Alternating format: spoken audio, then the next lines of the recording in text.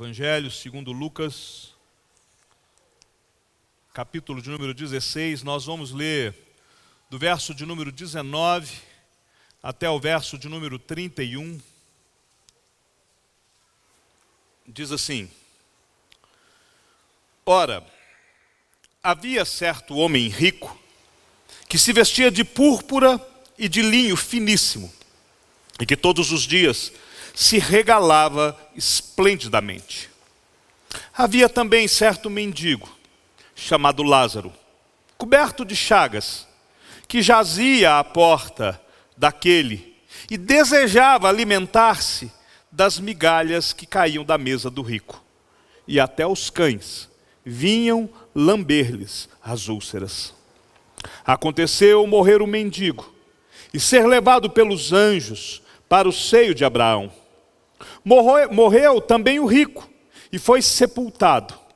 No inferno, estando em tormentos, levantou os olhos e viu ao longe a Abraão e Lázaro no seu seio. Então, clamando, disse: Pai Abraão, tem misericórdia de mim, e manda a Lázaro que molhe em água a ponta do dedo e me refresque a língua, porque estou atormentado nesta chama. Disse, porém, a Abraão: Filho, lembra-te que recebeste os teus bens em tua vida, e Lázaro igualmente os males. Agora, porém, aqui ele está consolado, tu em tormentos. E além de tudo está posto um grande abismo entre nós e vós, de sorte que os que querem passar daqui para vós, outros não podem, nem os de lá, para passar a nós. Então replicou-lhe: Pai, eu te imploro que o mandes à minha casa paterna, porque tenho 5 irmãos, para que lhes dê testemunho, a fim de não virem também para este lugar de tormento. Respondeu Abraão: Eles têm Moisés e os profetas, ouçam-nos.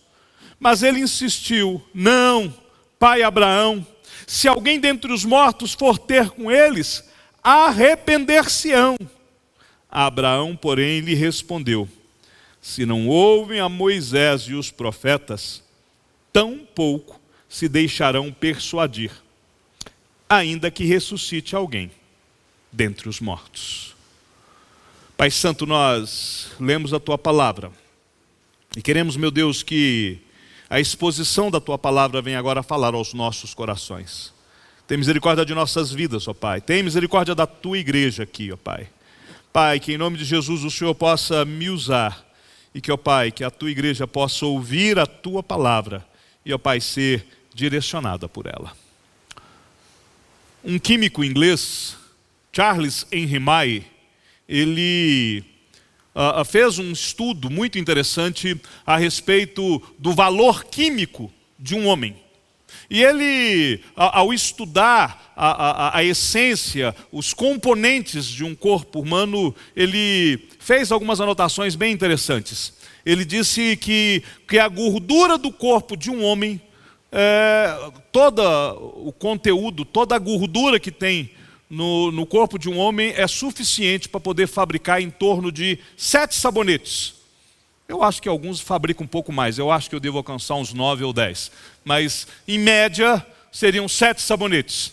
Que no organismo de um ser humano tem açúcar suficiente para adoçar uma xícara de café. Que tem ferro suficiente para fabricar um prego de tamanho médio.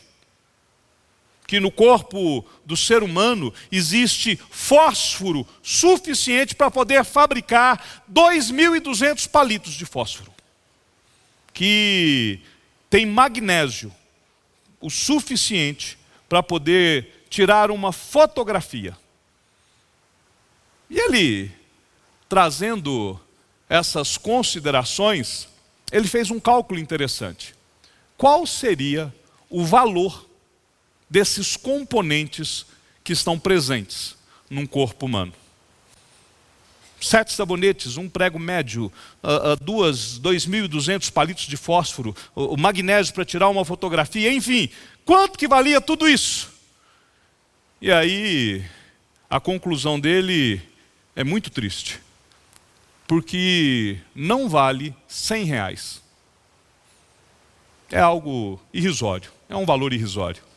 Porque o que há de componente no nosso corpo não vale lá muita coisa. Mas, quando nós vamos olhar na Bíblia Sagrada, e vamos olhar o valor do ser humano, o valor da vida do ser humano, a Bíblia diz que o valor de uma única alma é maior do que o mundo inteiro.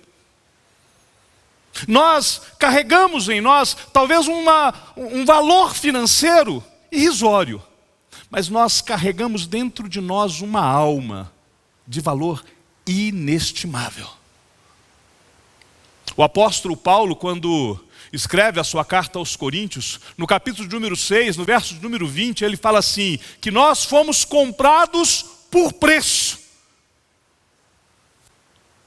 Há uma música, e quando ela foi lançada, ela trouxe uma certa polêmica entre teólogos, e teólogos às vezes gostam de fazer umas picuinhas com música, que essa música dizia assim, eu nunca saberei o preço dos meus pecados lá na cruz. E quando uma reunião de presbitério, o pessoal discutindo esse negócio, e eu peguei e falei assim, olha, verdadeiramente nós não sabemos o preço, nós sabemos a moeda. A moeda foi sangue, mas o preço, meus queridos, o preço é inestimável. Porque qual seria o valor do sangue de Jesus Cristo? Verdadeiramente nós não temos como calcular este preço.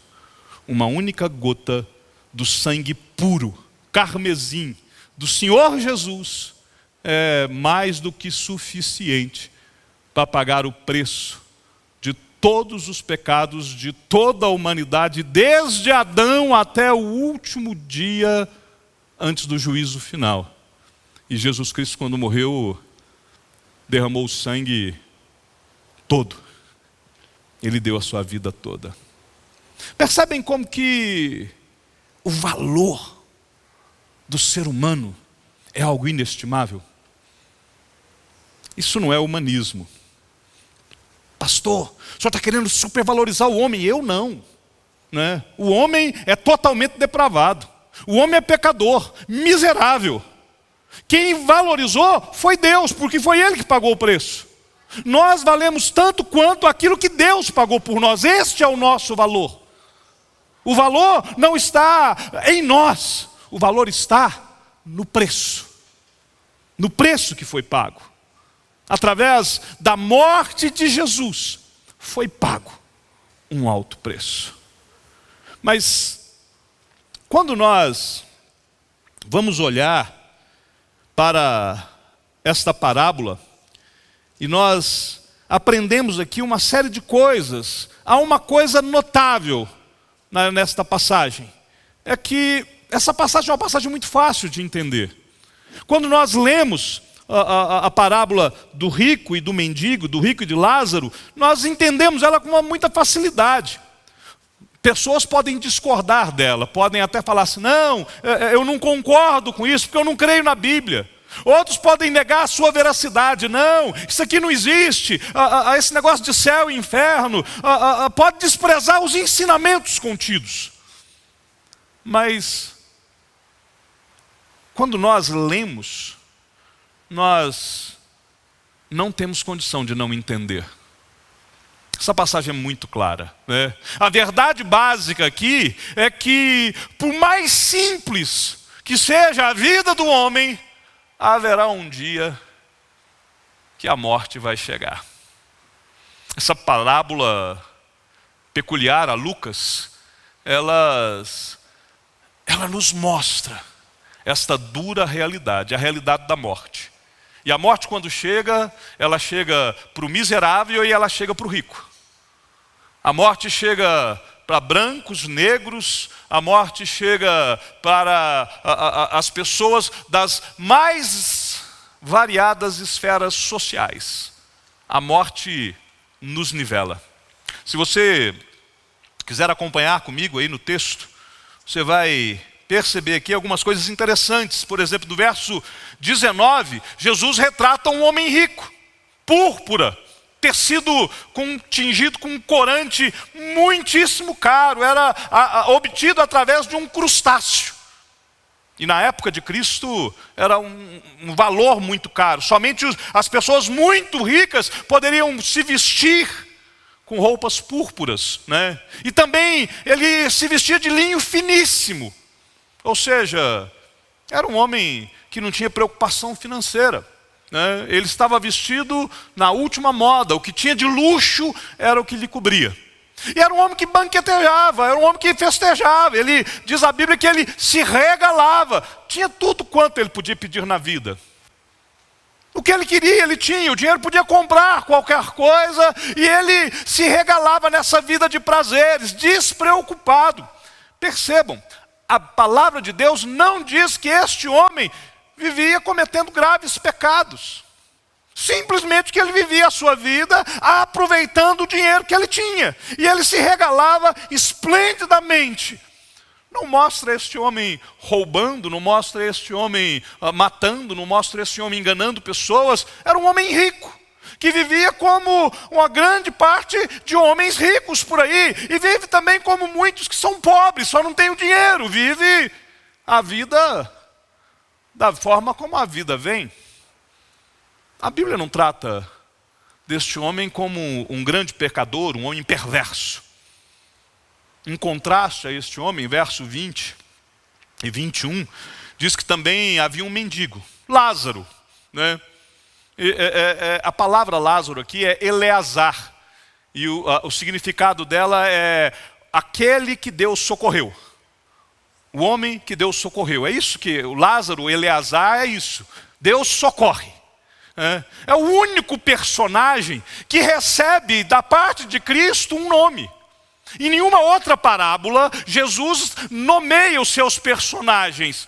Só Lázaro, somente Eleazar, somente o homem que Deus socorre. É o único personagem que recebe um nome.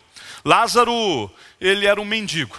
Estava na porta, no portão, daquela mansão daquele homem rico, querendo se alimentar, coberto de chagas. Ou seja, se não lhe bastasse a pobreza, se não lhe bastasse a ausência de bens materiais, se já não lhe fosse suficiente a ausência até de mantimento, ele ainda padecia de uma enfermidade, uma desgraça física.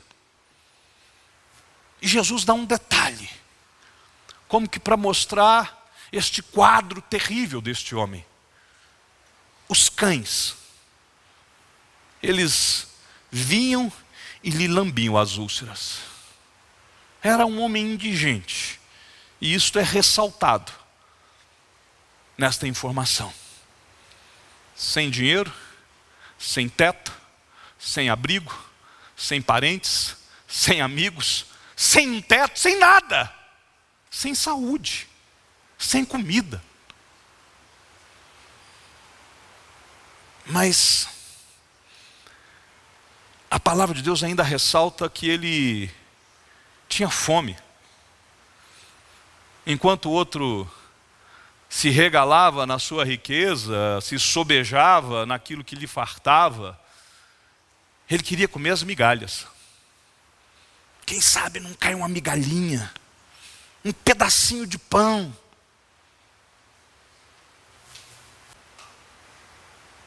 Mas ele não era atendido. Enquanto o rico tinha tudo, o que o dinheiro podia comprar, o outro não tinha nada. E ainda queria ver se aproveitava do que pudesse sobrar do rico. Verso 22, acontece o nivelamento da história. Aqui, se nos versos anteriores o rico é apresentado de uma forma e o mendigo de outra, no verso 22 os dois são colocados no mesmo patamar, porque a morte vem e os encontra.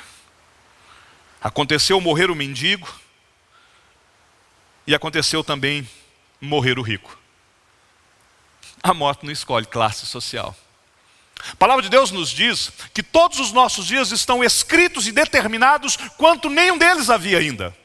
A partir do momento que nós nascemos, nós podemos ter a certeza, caminhamos para a morte.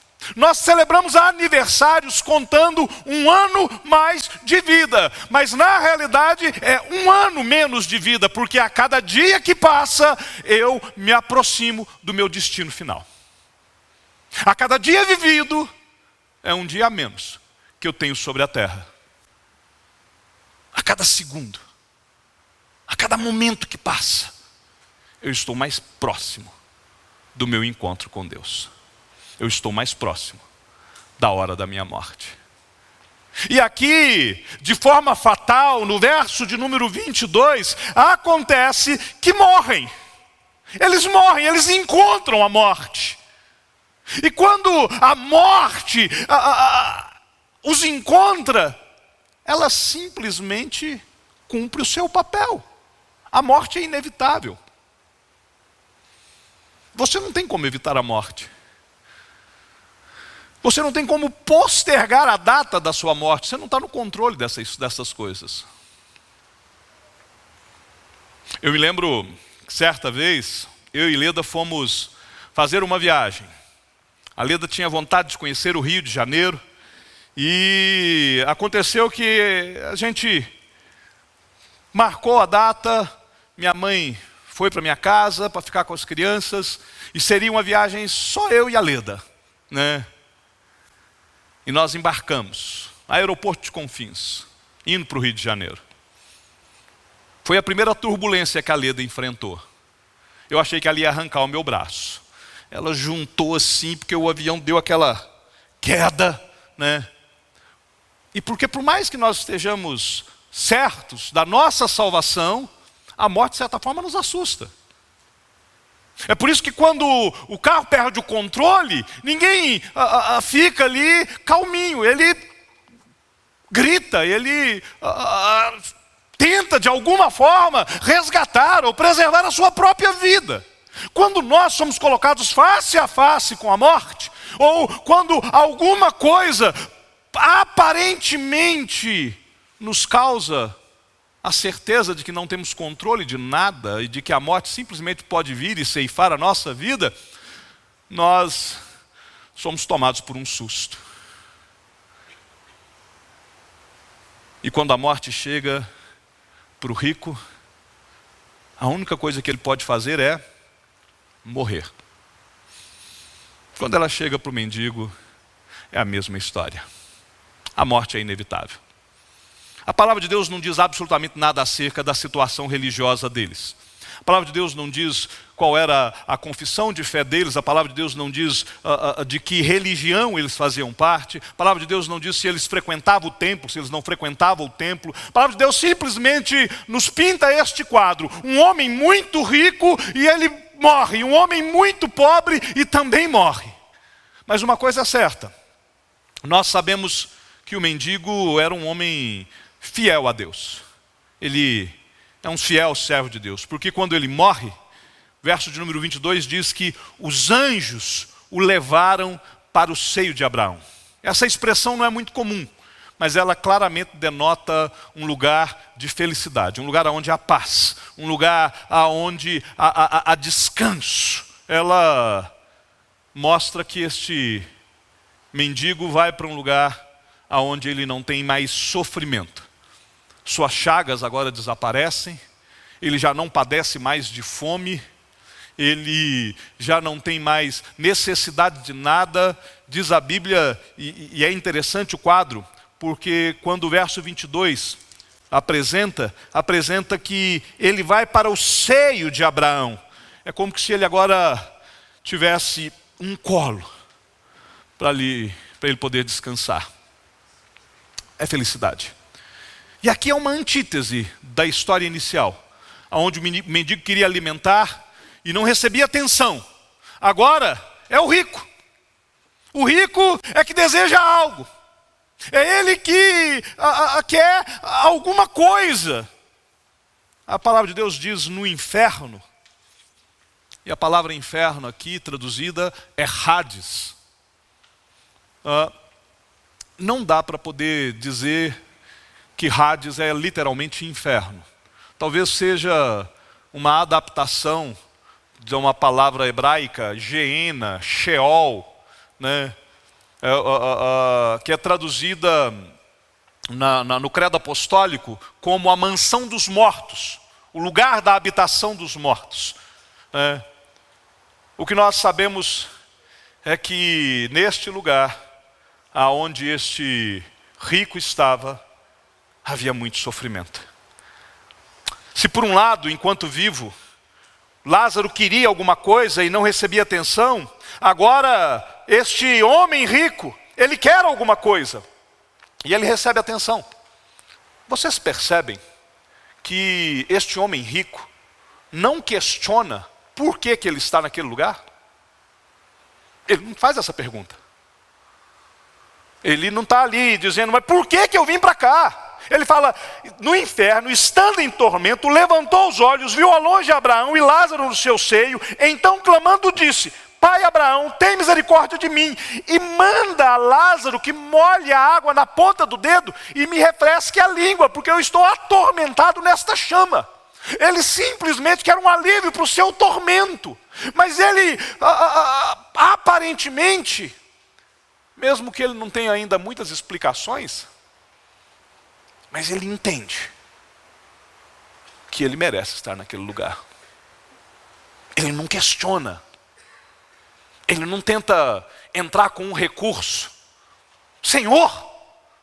É diferente, por exemplo, daqueles que Cristo vai contar a respeito do juízo final, lá em Mateus capítulo 24, Mateus capítulo 25, quando vão tentar um recurso. Senhor, Senhor, não foi em teu nome.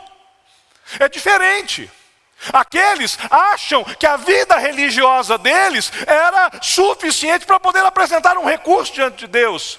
O rico não. O rico tem a certeza de que a única coisa que ele pode pedir neste momento é que lhe seja aliviado um pouco o tormento.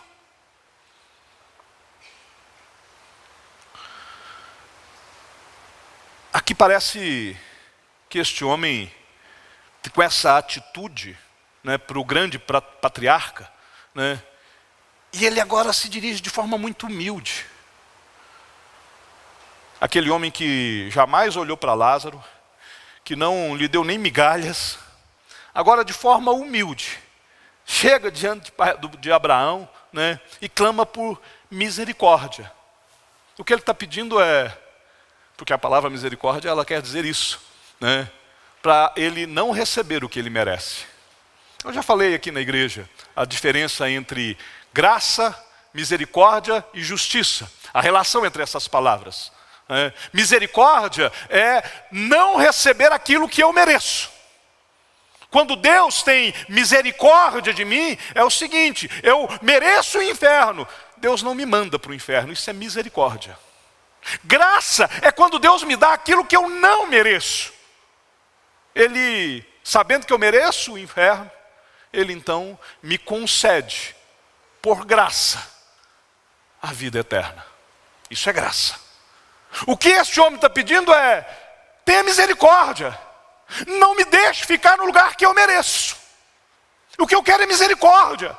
Ou pelo menos um alívio, pelo menos a ponta do dedo de Lázaro, do mendigo, que morava na porta da minha casa, que ele possa pelo menos molhar a ponta do dedo em água e me aliviar um pouco, que seja, o meu tormento. Eu não estou aguentando, eu estou atormentado nesta chama. Verso 25 e verso 26, Abraão recusa o pedido. Abraão diz que não. E ele vai explicar o porquê. Seu trato com o rico é um trato de ternura, né? Abraão chama ele de filho. Filho, não vai ter jeito. Não tem jeito. Há aqui um grande abismo entre nós e vós. Mas eu queria que você pudesse atentar comigo, verso de número 25.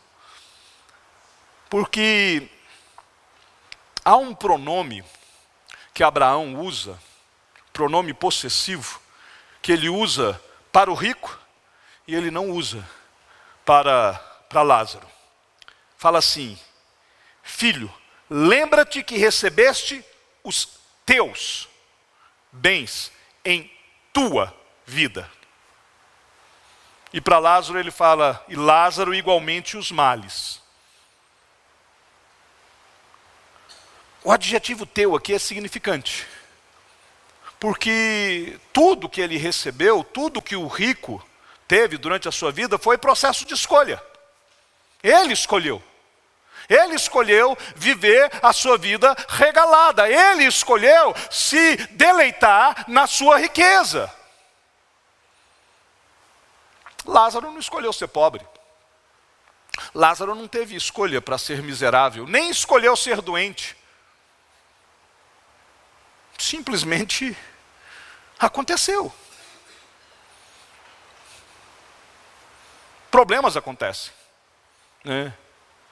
O rico teve tudo quanto ele escolheu. Ele podia ter passado algum tempo, talvez com Deus. Ele poderia, quem sabe, ter se deleitado com a palavra de Deus. Quem sabe poderia ter dado esmolas para Lázaro. Lázaro estava perto o suficiente. Os seus bens, púrpura, linho fino, as festas, foi a sua escolha, né?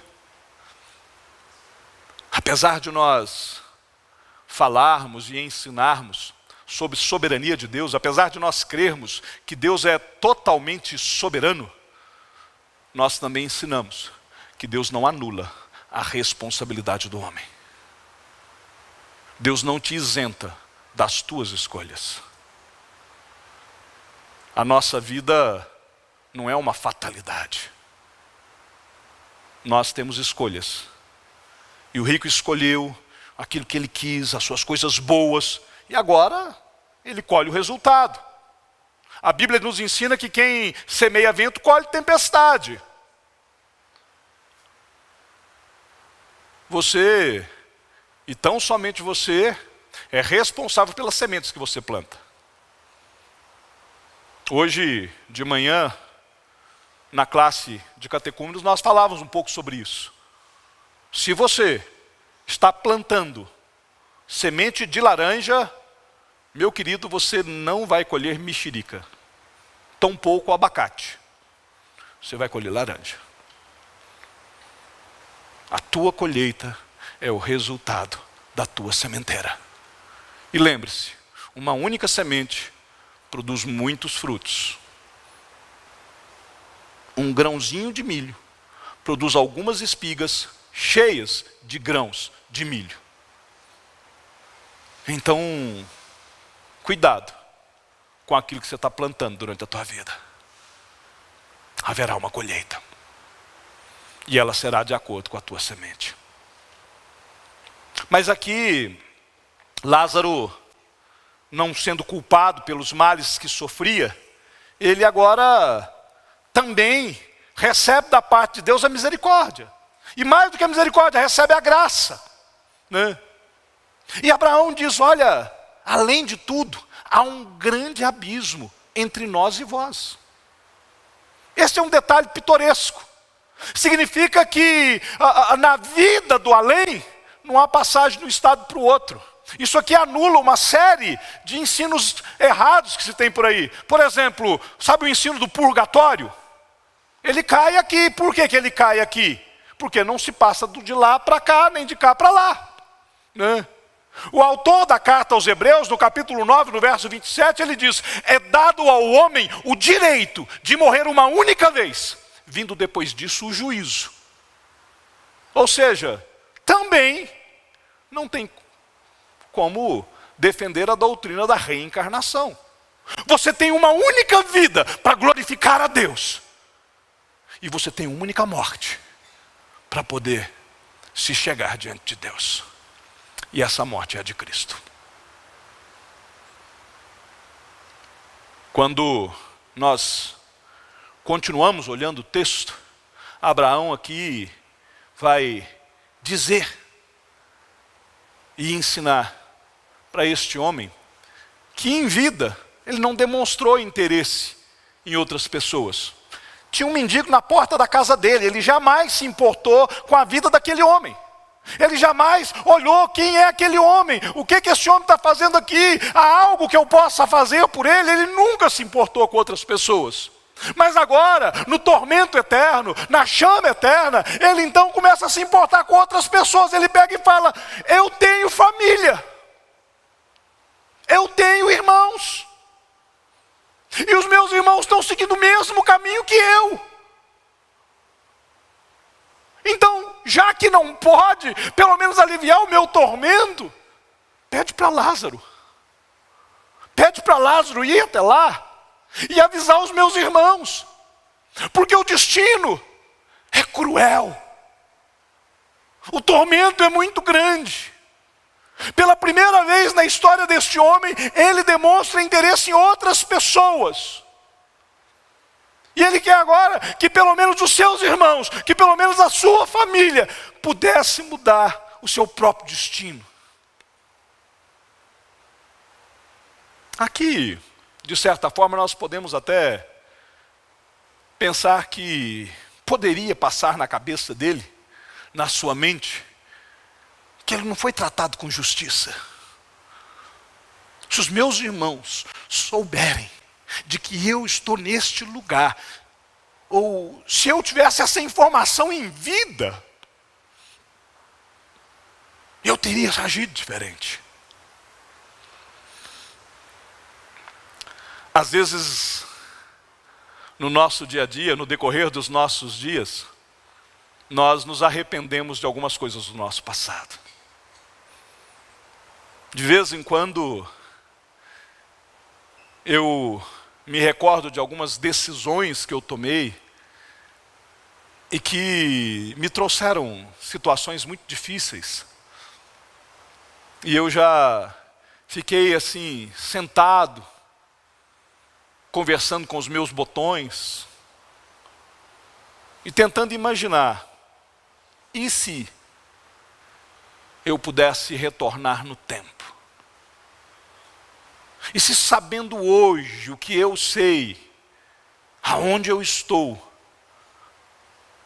aonde as minhas escolhas me trouxeram, se eu pudesse ser transportado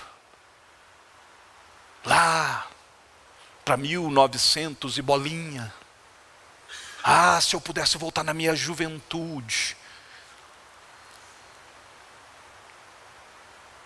Uma vez, conversando com uma pessoa que vinha de uma família muito abastada e que as suas escolhas lhe dificultaram no seu futuro, e ele tinha uma vida muito difícil, muito regrada, porque não fez as escolhas certas. E uma vez conversando com uma pessoa assim, ele olhou para mim e, chorando, ele falou: se eu tivesse dado ouvidos ao meu pai, ao invés de ter ficado brigando com ele, eu não enfrentava o que eu estou enfrentando hoje. E aí ele começou a contar: porque o meu pai pagou o colégio tal para mim, mas eu nunca valorizei, e agora eu não me formei. E por não ter me formado, e aí ele foi chorando as mágoas da sua vida e relembrando das escolhas erradas que o colocaram naquele lugar. O rico desta parábola está assim agora. Se eu soubesse. Se eu tivesse levado a sério esse negócio de inferno.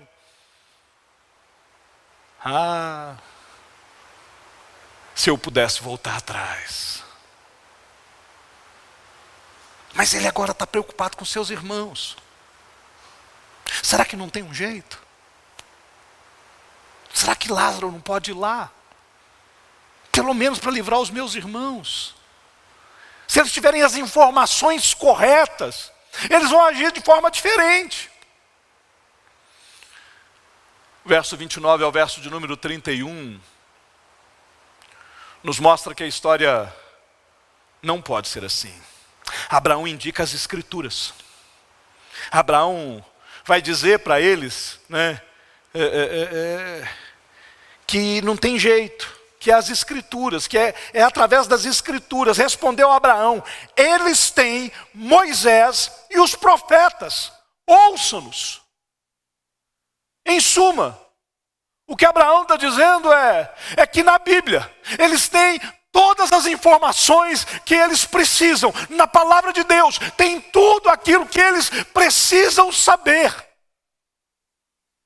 E eu preciso deixar bem claro aqui, para que não reste dúvida: o tormento do homem rico não estava sendo causado por causa das suas riquezas. Lembre-se, Abraão era muito rico. Muito rico. Provavelmente mais rico do que este homem. O tormento estava sendo causado naquele homem por causa da sua negligência com o ensino das Escrituras. Porque quando Abraão diz para ele, eles têm Moisés e os profetas, aquele homem sabia quais eram os escritos de Moisés. Aquele homem sabia quais eram os escritos dos profetas. Mas ele os negligencia. Ele não leva a sério os ensinos das Escrituras. E agora Abraão diz: os teus irmãos, a tua família tem esta informação, que eles levem a sério. Mas o rico não concorda. Ele sabe como que ele reagiria diante do fato, das informações da Bíblia. Então ele ainda argumenta uma vez mais. Gente, percebam, este homem não pede para que ele não discorda da sua condenação. Ele não pede para ser tirado dali. Ele sabe que ele foi para ali porque ele foi julgado de forma justa. O que ele quer é um pouco de alívio. E quem sabe, pelo menos a paz do seu coração, de que os seus não viriam para tal lugar. De que o destino dos seus irmãos pudesse ser diferente. Mas ele, apesar de não recorrer da sua própria condenação, ele recorre diante da possibilidade da condenação dos seus. E aí ele fala: se alguém dentre os mortos for ter com eles, as coisas vão ser diferentes. Eles vão dar ouvidos. Eles vão se arrepender. E a parábola termina com a afirmação solene de Abraão, de que mesmo que alguém volte dos mortos, isso não vai trazer convicção às pessoas que negligenciam a palavra de Deus.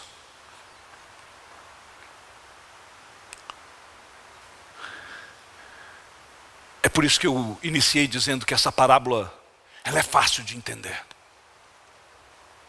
Não há grandes coisas. A verdade básica é que a vida é muito mais do que simplesmente viver. E de que a morte é muito mais do que simplesmente morrer. Você precisa viver segundo o ensino das Escrituras. Porque na hora da morte, na hora da morte, a morte não é o fim de todas as coisas. A morte é simplesmente o início da eternidade. A maneira como você vive a sua vida será o reflexo de como você passará a sua eternidade. Há muitas especulações sobre o que de fato acontece depois da morte. As pessoas levantam uma série de questionamentos. Há um profundo mistério acerca da morte de milhões de pessoas. E essas pessoas querem, às vezes, entender a morte. E cada um tenta explicar a morte do seu jeito. Há aqueles que defendem a tese da reencarnação. Mas sabe por que as pessoas tentam achar uma explicação para a morte? Na realidade, é uma tentativa de negar o inferno. O que as pessoas querem é ter a tranquilidade de que não há um inferno, de que não há um lugar de tormento, de que não há juízo, de que as suas escolhas aqui, elas cessam na morte.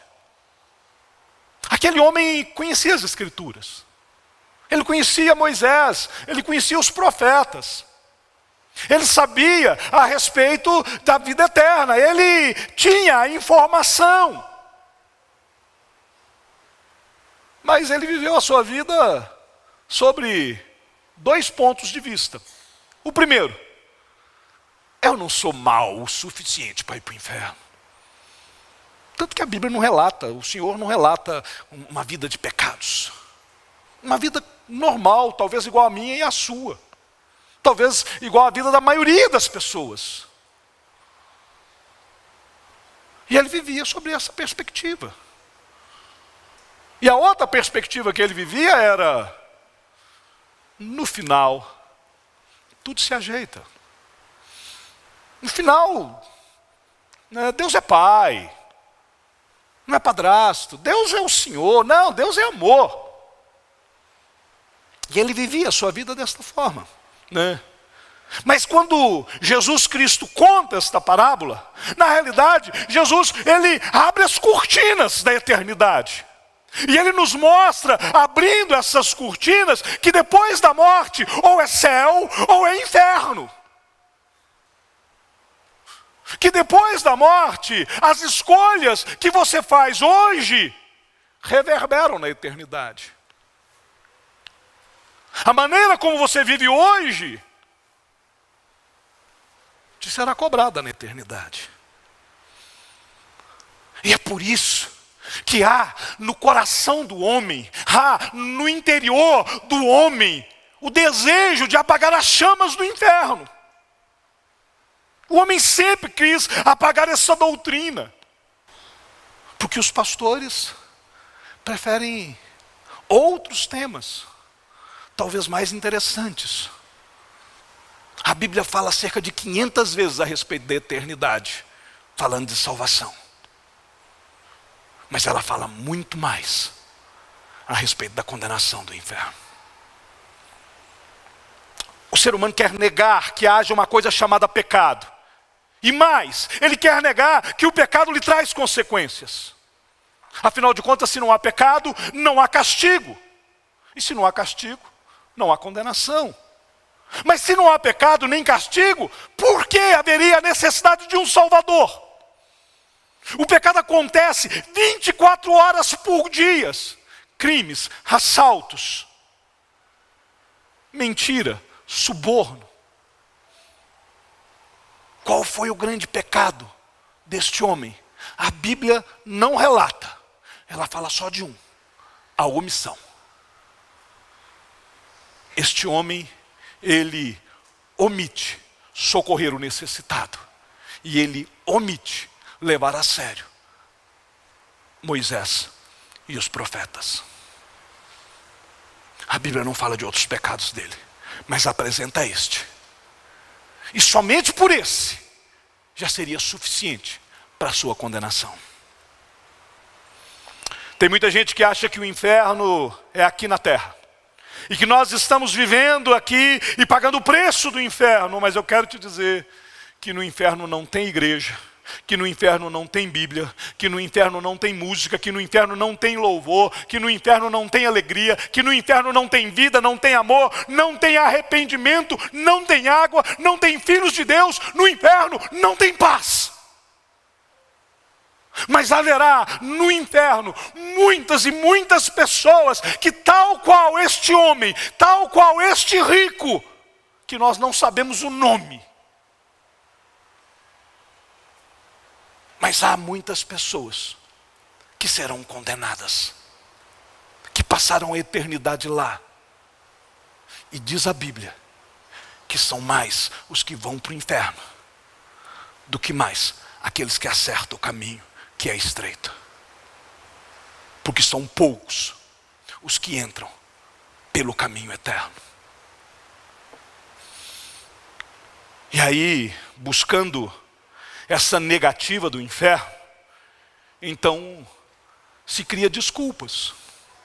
Não, você está aqui pagando o preço dos seus pecados de uma vida que você nem lembra. Tem a reencarnação. Verso de número 31, nega a possibilidade da reencarnação. Ainda que ressuscite alguém dentre os mortos, Abraão coloca aqui para ele, olha, não existe alguém dos mortos voltar à vida, mas ainda que alguém voltasse, o verso 26 nega a doutrina do purgatório. E além de tudo, está posto um grande abismo entre nós e vós, de sorte que os que querem passar daqui para vós, não podem, nem de lá para cá. Quando chegar o juízo, ou você vai para a eternidade junto com Deus, ou você vai para a eternidade da condenação do inferno. O verso 23 nega uma outra doutrina, não tão divulgada, mas também defendida por muitos, que é o sono da alma, ou o aniquilamento, né? Que os salvos viverão a eternidade, mas de que os não salvos simplesmente serão aniquilados, de que eles que não têm um tormento eterno. No inferno, estando em tormentos, levantou os olhos e viu ao longe Abraão. O homem estava no inferno. Sua alma não estava dormindo, nem foi aniquilada. Se Deus é bom demais para punir alguém, então Jesus Cristo foi um grande embusteiro, porque ele ensinou que o amor de Deus não anula a sua justiça. E essa é a lição que nós precisamos tirar desta parábola. Meus queridos, a morte, como eu já disse, é algo inevitável. Você não tem como fugir da morte. A sua alma sobreviverá à morte física. E há somente dois destinos: céu e inferno. E a minha pergunta para você esta noite é uma só. Você está preparado para se encontrar com Deus? Se chegar o dia, se o dia for hoje, e se assim como a morte veio buscar Lázaro e veio buscar este homem rico desta parábola, você está preparado para este momento? Você tem certeza da sua salvação? Você tem vivido como um salvo? Você tem levado a sério Moisés, os profetas e os apóstolos?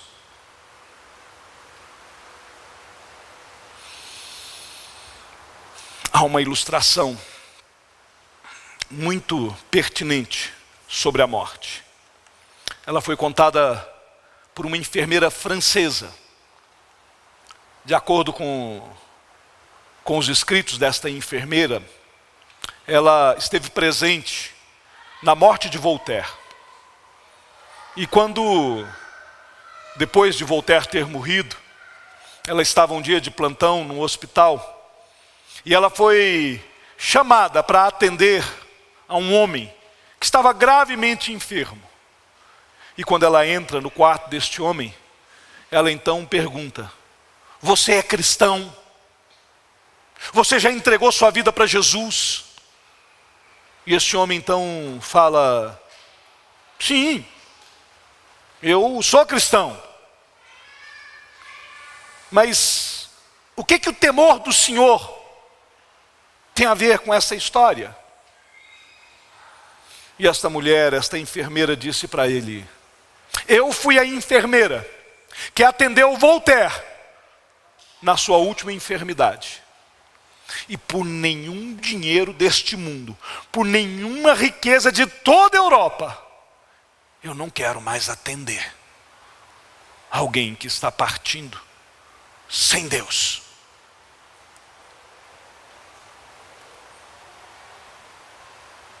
Porque o tormento de quem parte sem Deus é muito grande para qualquer ser vivente. Prepara-te para encontrar-se com Deus.